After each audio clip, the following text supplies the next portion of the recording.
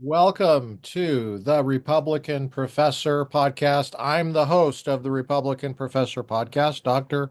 Lucas J. Mather. Well, it's June 2025 years after Jesus, and specifically it's June 18th. It's a Wednesday. We're finally getting into the heart of a woke issue that is gender and what the Supreme Court has to do with this and how Congress can fix some of the woke crap that we're witnessing around the country right now. The angle we're taking is we're going to get into the Bostock case. I want you to go to Giggle Scholar, and I'm sharing my screen. Feel free to call me Sharon. I'm going to show you how to look it up. Case law, federal courts. We're going to Bostock versus Clayton County. Bostock versus Clayton County, Georgia. Um, Let me make sure I'm getting this name right here. Should be coming up. Oh, I misspelled it. That's what the problem was. Yeah, Bostock. There it is. 140. Supreme Court Reporter, 1731. I like to use the U.S. reports as a 590th U.S. report volume, starting at page 644. It's right there. We're going to scroll past the syllabus. You can look at the syllabus if you want. I don't like to use the syllabus that much. I like to go right to the opinion of the court. The opinion of the court is what shapes our understanding of the law here. Gorsuch delivered the opinion of the court. Remember, he took Scalia's place. He's a Republican, Trump appointee. Roberts' Chief Justice joined that. He's also a Republican, George W. Bush appointee. Ginsburg, Breyer, Sotomayor, and Kagan joined. Alito filed a dissent, joined by Thomas and Kavanaugh. Alito and Thomas were both Bush appointees. Kavanaugh, as you know, is a Trump appointee. So we have three Republicans dissenting and two Republicans in the majority. What is going on with this? And you might think, well, I don't even know what the case is about. Well, it's about a statute that Congress passed. Now, okay, focus like a laser beam here, as Michael Medved used to say all the time on the radio. Big shout out to Michael Medved. This is about statutory interpretation. It's not about the Constitution per se. Okay. So, I don't know why there's a very common perception that every time you're talking about the Supreme Court, you're talking about the Constitution. You're not always talking about the Constitution, unless what you mean by that is the Article 3 power of the Constitution, the judicial power to interpret law and say what the law is. And then in that case, I guess every case is a separation of powers case, as Judge Kavanaugh said on the DC Circuit. But this is a case about statutory construction as it relates to how to understand the Civil Rights Act of 1964 and its amendments applied to gender, uh, new gender terms. Sometimes small gestures, Gorsuch says, can have unexpected consequences. Major initiatives practically guarantee them. In our time, few pieces of federal legislation rank in significance with the Civil Rights Act of 1964. There, in Title VII, Congress outlawed discrimination in the workforce, in the workplace, on the basis of race, color, religion, sex, or national origin. Today, we must decide whether an employer can fire someone simply for being homosexual or transgender. You know, it's interesting. My first comment in my notes here is why this disjunction? Why do we have this disjunction? Um, let me let me hone in on what I think the issue is here. Homosexuality, the existence of homosexuality is not denied by anybody that I'm aware of. It's a it exists, okay? But the transgender term does not have the same status as homosexual. Transgender is not obviously something that really exists. It seems like it's a relatively new term, whereas homosexual is not. Homosexual goes back a long time. Transgender does not, and yet people act like it's you know been in existence just as long. So if it is something that exists, it should be pretty obvious what it is. And I'm not sure people can really define clearly what it is. People who say that it exists. Trans means change, right? Hold on a sec.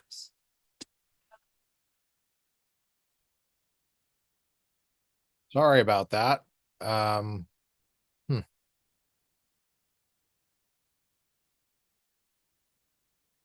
you may not have heard that, but all of a sudden Michael W. Smith started singing, and I don't know why it started on my computer like that. I guess the robots have taken over for sure. But anyway, he was singing Friends. Okay, so that's my first. I think I've pretty much cleared that up. Being homosexual or transgender. For example, when the Civil Rights Act of 1964 was passed in 1964, everybody knew about homosexuality. I think if you said transgender, I don't think people would know what you're talking about. And the reason I think that is because people nowadays don't know what you're talking about. Notice the term sex here in homosexual, and then the gender term here. I don't see anything about gender here. Race, color, religion, sex, or natural origin. Where's gender? What is gender? And how do you change gender? How's that possible? Is it possible to change race? Is it possible to change color? I you know, just asking. Is it possible to change religion? How does that come about? Is it possible to change national origin? So, I mean, like, take national origin, for example. Let's say that I'm not supposed to discriminate on the basis of national origin in the workplace as an employer. Well, what if I say now all of a sudden transnational origin is a thing and I'm a transnational originist? You probably look at me and go, "What are you even talking about?" And that's my point with this is that the people that passed the Civil Rights Act in 1964, it was in 1964. The meaning of those terms reflect their understanding of it at the time. And if you would have said something like this word transgender, I don't think they would know what you're talking about. Transportation, I get it. Changing locations. Transform, okay. Changing form. I get it.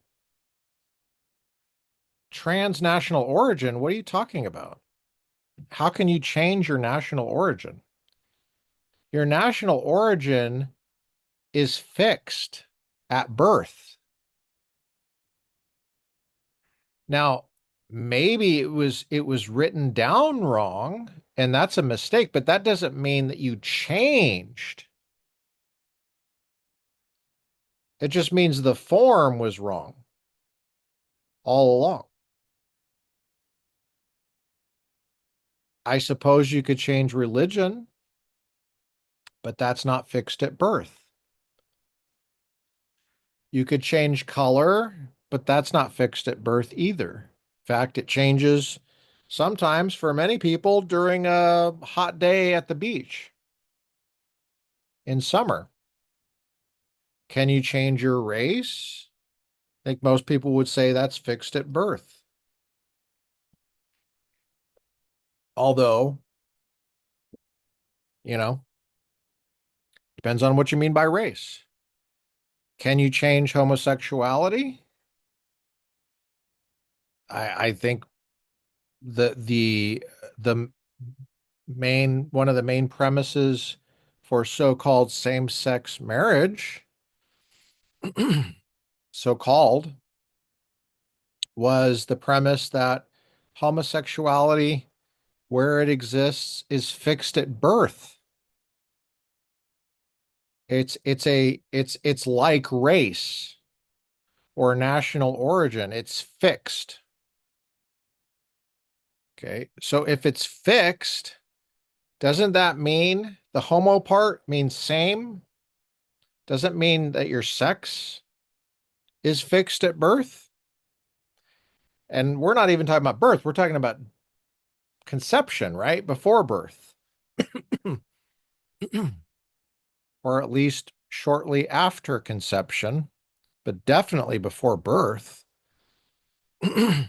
And if sex and gender mean the same thing, and I think what you're going to find out is the assumption of the court is they do. They do. Well, then that would mean that gender is fixed at birth or before birth. The answer is clear. Going back to Judge Gorsuch.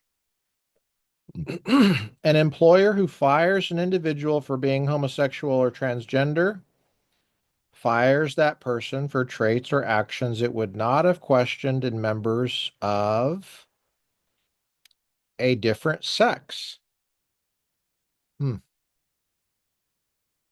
Sex plays a necessary and undisguisable role in the decision, exactly what Title VII forbids. Those who adopted the Civil Rights Act might not have anticipated their work would lead to this particular result. Likely, they weren't thinking about many of the act's consequences that have become apparent over the years, including its prohibition against discrimination on the basis of motherhood. Yeah, but they knew what motherhood was, Justice Gorsuch. That wasn't, you know,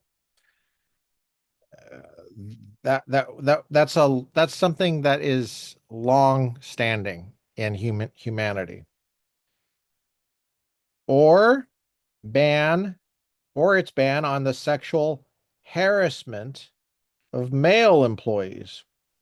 Again, we have concepts that are not in dispute here, male. But the limits of the drafter's imagination supply no reason to ignore the law's demands. Says Justice Gorsuch, when the express terms of a statute give us one answer and extra textual considerations might suggest another, it's no contest. Only the written word is the law, and all persons are entitled to its benefit. Few facts are needed to appreciate the legal question we face, says Justice Gorsuch. I'm on page 1737 of the U.S. reports. How do we know? Because 1738 is right here. Right there. Okay. So, right there. That's the page number.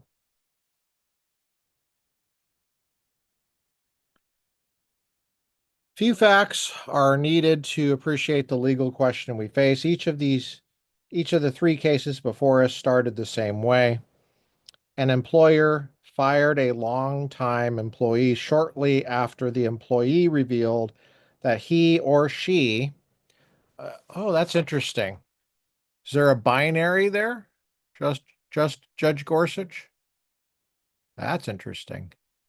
He or she is a homosexual or a transgender. Well, again, Judge, you're using terms that people understand because they go back pretty far, as long as English has been around. But what does this word transgender mean? This word is not as old as English. This is the term that's in dispute of whether this phenomenon even exists. Okay, so I'm just saying. And allegedly for no reason than the employee's homosexuality or transgender status. Again, the issue of whether the thing even exists, the status itself. I'm not talking about whether the person exists. Nobody would wonder that. I mean, unless you're crazy. But whether the status exists. Gerald Bostock worked for Clayton County, Georgia. All right. As a child welfare advocate. Under his leadership, the county won national awards for its work. After a decade with the county, Mr. Bostock began participating in a gay recreational softball league. Why would you use the word gay for that?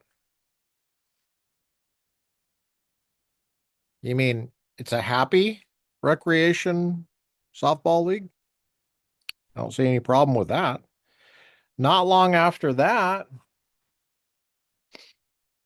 not long after that, influential members of the community allegedly made disparaging comments about Mr. Bostock's sexual orientation and participation in the league. Well, that has nothing to do with being gay. I think you mean homosexuality, maybe. That's what you're talking about. You're talking about sexual orientation, that's homosexuality, right? The term sex would give that away. Not the term gay. That refers to how happy you are. Sex is a probably distinct concept from that. Soon, he was fired for conduct unbecoming a county employee. Donald Zarda worked as a skydiving instructor at Altitude Express in New York. After several seasons with the company, Mr. Zarda mentioned that he was gay. Again, this is an interesting term. Why are we using this term? And days later was fired. Amy Stevens worked for RG and GR Harris Funeral Homes in Garden City, Michigan. When she got the job, Miss Stevens presented as a male. Now, this is very interesting, this language. Why are we all of a sudden talking about presented?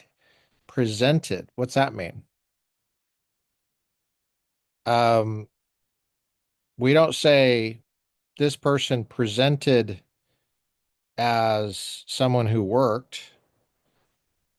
Miss this person presented as someone who was in Michigan. I mean, what are you talking about? Either you were male or you're not. But 2 years into her, sir, why are you using this term her?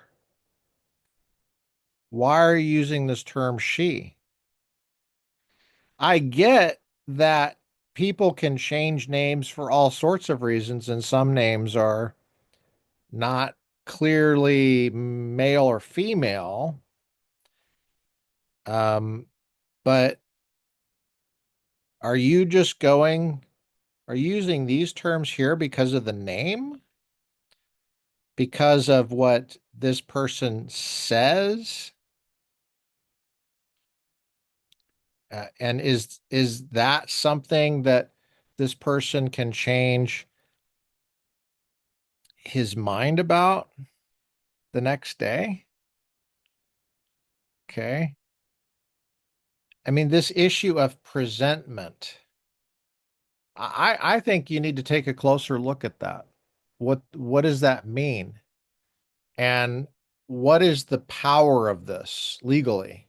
What does this imply that I can change my mind on a whim? And if I can't change my mind on a whim, well, for what reasons can I change my mind? Does that matter legally? What counts as a presentment? What's the significance of presentment as opposed to lying about it? Can somebody lie about their gender? These are questions that are not even thought of by the court. The court is not even mentioning these issues here.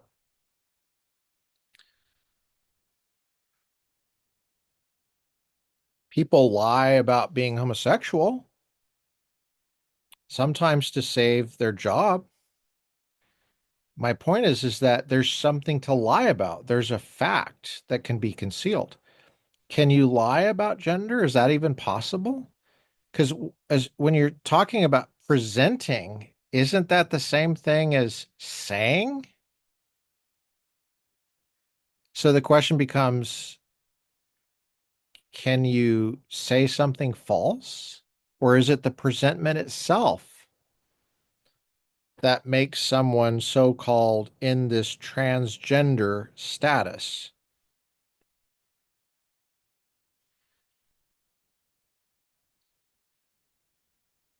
2 years into her service, doesn't that kind of beg the question?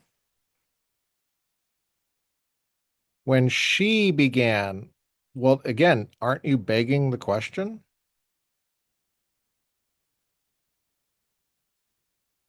What's the fact here about the status of this person's gender? I'm not talking about transgender. I'm talking about gender. Okay. Well, anyway, I'm going to read the text as it's written. Okay.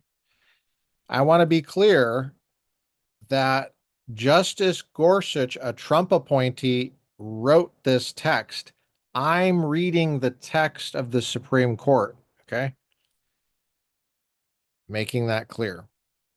I'm going to continue. When she got the job, Miss Stevens presented as a male. But 2 years into her service, with the company, she began treatment. This is very confusing. 2 years into her service with the company, she began treatment. Wouldn't it be correct to say he began treatment? But Okay. This is confusing. I'm just saying, you guys, the question here is whether the Supreme Court can fix this confusion, or are they adding to the confusion? Can Congress fix this confusion? To what extent? We've already seen the president do about it all he can do to fix this confusion. But seems this is my reading of this. Gorsuch, I think, would agree there's confusion here that Congress can fix and that Congress should fix. That's my reading of this. Let's keep going.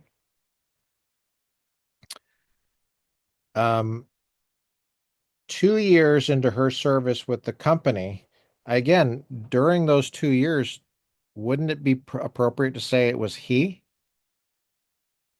I mean, on their own terms, presented as a male.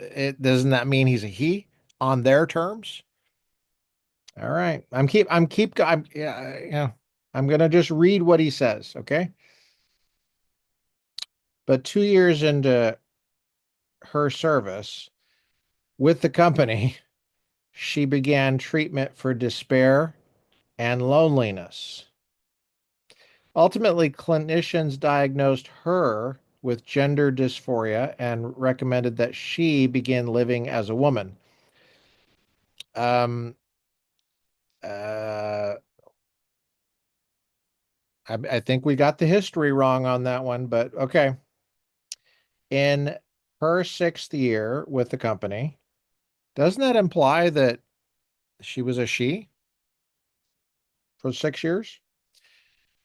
Miss Stevens wrote a letter to her employer explaining that she planned to live and work full time as a woman, which means that she wasn't really a woman. I mean, if you had to say this, then you're not really a woman, right? Because everybody who's really a woman would know you don't need to say these words for you to be a woman. That's not what makes you a woman. After she returned from an upcoming vacation, the funeral home fired her before she left, telling her this is not going to work out. Well, yeah, dude, it is confusing. I'm just pointing out the confusion. Anybody who speaks English knows this. Okay. While these cases began the same way, they ended differently. Each employee brought suit under Title VII, alleging unlawful discrimination on the basis of sex. All right, so that's what this book is. This is about, is whether the Supreme Court and these plaintiffs are interpreting an act of Congress that happened in history correctly. Okay. Mr. Bostock's case. By the way, what makes him a Mr. Bostock? There's nothing about presenting. I didn't say anything words about presenting. I think he's a Mr. because he's a he. Am I crazy? The 11th Circuit held that the law does not prohibit employers from firing employees for being gay. And again, this language is so strange. Being gay. What do you mean being gay? Is that's a state of being?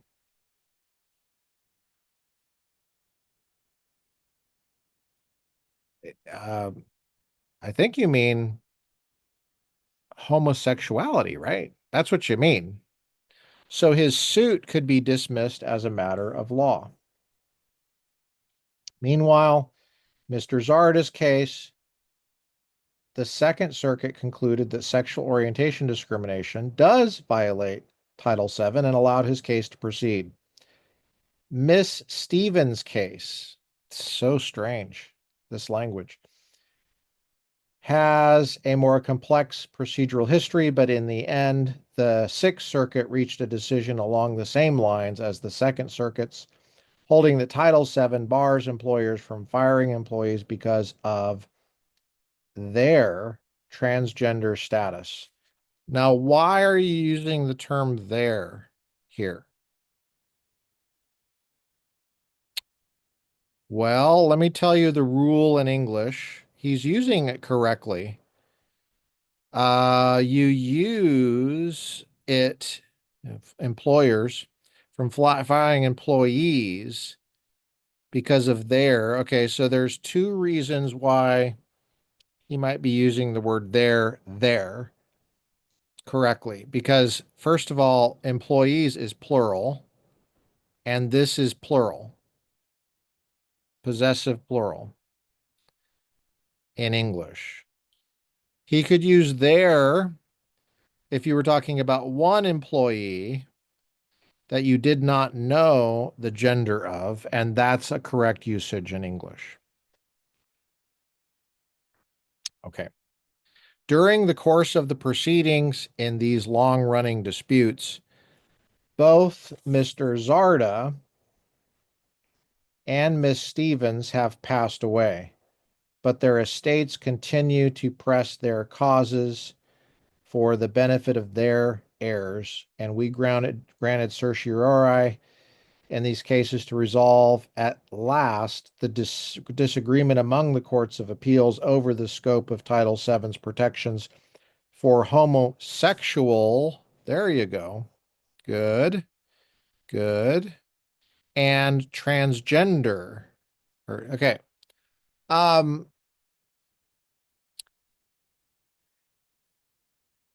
it seems like if Congress wanted to protect uh, people from discrimination on the basis of sexual orientation in 1964 in the workplace, they could because they knew what that was.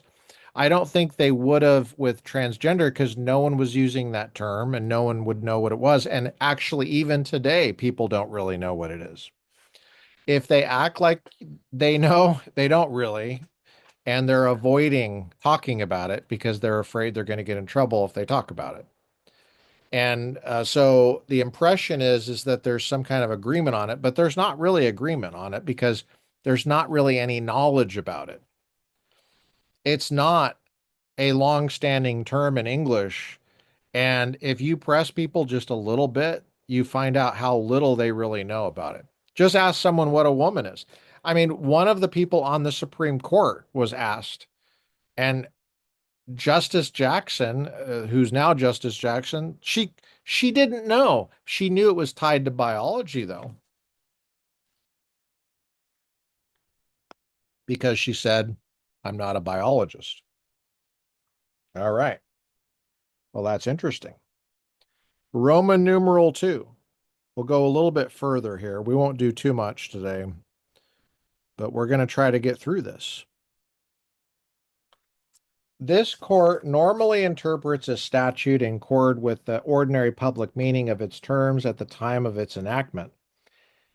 After all, um,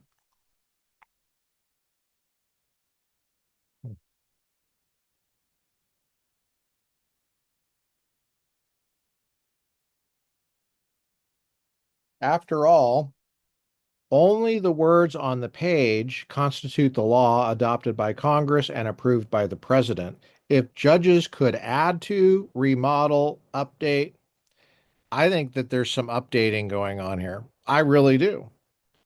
The fact that he's using these terms as if someone who is supposedly male, he's using the wrong terms for that in English. The fact that a judge is doing that, I think that is adding to what Congress said. But he thinks he has the judicial power to do that. Um, if judges could add to, well, that's what you're doing. Remodel, I think that's what you're doing. You're definitely remodeling. Update or detract from old statutory terms inspired only by extra textual sources. I think that's what's happening here. And our own imaginations, we would risk amending statutes outside the legislative process reserved for the people's representatives. And we would deny the people the right to continue relying on the original meaning of the law they have counted on to settle their rights and obligations. With this in mind, our task is clear. We must determine the ordinary public meaning of Title VII's command that it is unlawful for an employer to fail or refuse to hire or discharge any individual or otherwise to discriminate against any individual with respect to his compensation, terms, conditions, or privileges of employment because of such an individual's uh, race, color, religion, sex, or national origin. To do so, we orient ourselves to the time of the statute's adoption here in 1964 and begin by examining the key statutory terms in turn before assessing their impact on the cases at hand and then confirming our work against this court's precedents. What Justice Gorsuch is doing here is he's throwing down the gauntlet. He's saying, this is the standard by which you judge my work here. I'm not adding to what Congress said. He's saying a judge can't do that. He's saying, I'm not adding to what Congress said. I'm not remodeling it. I'm not updating it. I'm not detracting from old statutory terms inspired only by extratextual sources and our own imaginations. He's saying, I'm not amending statutes outside the normal legislative process reserved for the people's representatives. That's what he's saying. He's saying that's not what we're doing. We can't do that. And you'll see that this is precisely the point of dispute between the majority opinion and the Republican only dissents. Bush and Trump appointees in the dissents, Bush and Trump appointees in the majority. So you have a split. It's not between Trump and Bush. It's not. It's between Democrats all in lockstep on one side and some Republicans, both Trump and Bush, and between all Republicans in dissent. That's what you have here. So, how do you understand that? And don't misunderstand it. It's vitally important that you don't misunderstand this dispute between Republicans and Democrats. It's vital. You got to pay attention.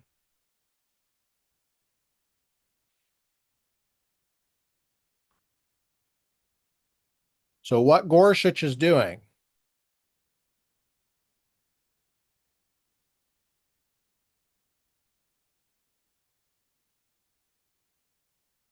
I'm going to give you a little bit of inside baseball here. Okay.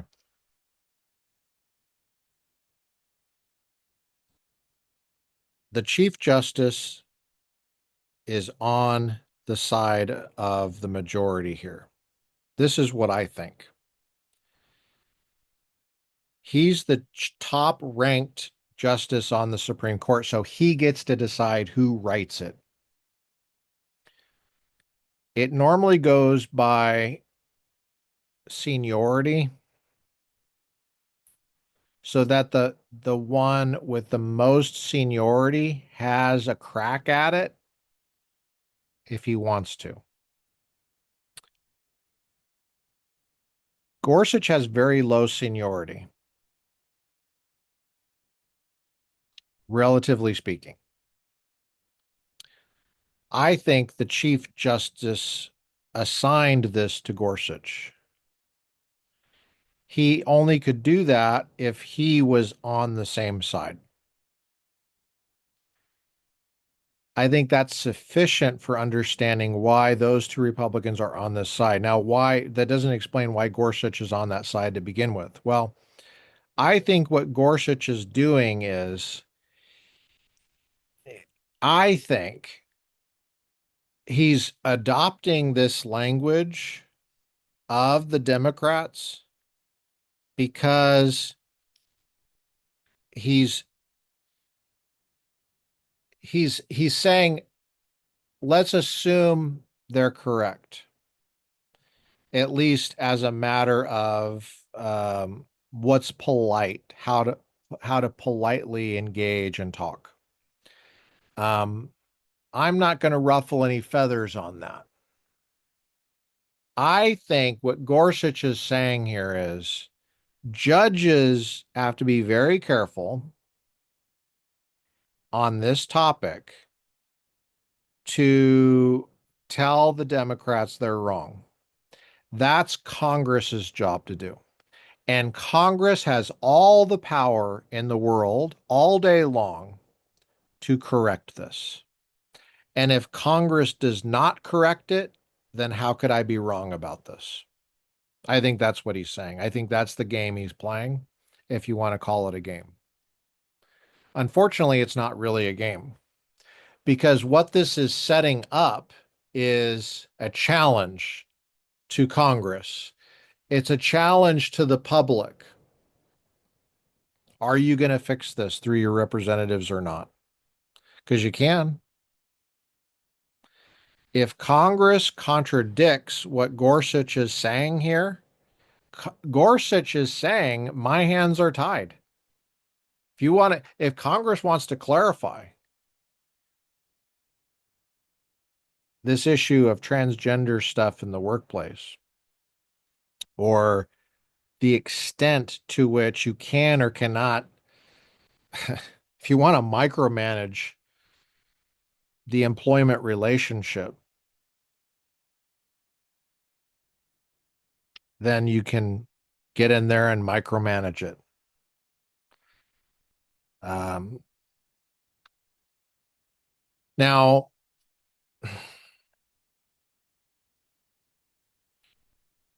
I got to decide whether I want to go to A or not. I don't think I want to do that because that's going to take us up close to an hour, and I don't want to get that. I want to. I've given you a lot to think about here, so I'm going to stop at A. We're going to come back at A next time. Thanks for joining me on the Republican Professor podcast. I'm your host, Dr. Lucas J. Mather. Today is 18 June 2025, years after Jesus. We're here to illuminate some separation of powers issues between the Supreme Court and Congress,